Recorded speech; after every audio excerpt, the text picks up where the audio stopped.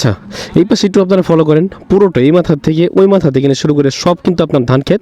ওই সাইড হলো আপনার জাহাঙ্গীরনগর, আর এই সাইডে নামতে ইচ্ছা করতেছে, দেখেন কত সুন্দর ওইখানে ভিতরে মানুষ নেমে নেমে আপনার ধান ক্ষেতের ভিতরে দৌড়াদৌড়ি করতেছে, এরকম একটা অবস্থা আর কি। তো খুব অ্যামেজিং একটা জায়গা।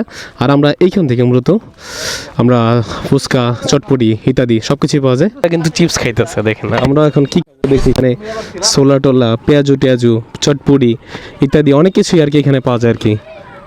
আচ্ছা আচ্ছা, তো সবাই আমাকে ইউটিউবার বলতেছে আর কি।